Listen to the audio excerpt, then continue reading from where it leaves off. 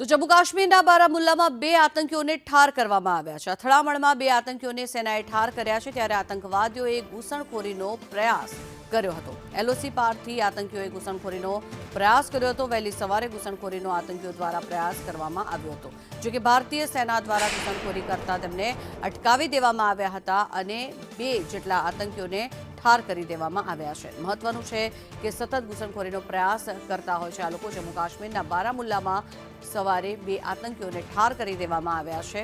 તેમની પ્રવેશવાની જે વૃત્તિ છે તેને નાકામ કરી દેવામાં આવી છે। મહત્વનું છે કે 26 જેટલા લોકોને મોતને ઘાટ ઉતાર્યા છે, તેનો ગુસ્સો પણ યથાવત છે। ત્યારે જમ્મુ કાશ્મીરના બારામુલ્લામાં બે આતંકીઓને ઠાર કરી દેવામાં આવ્યા છે।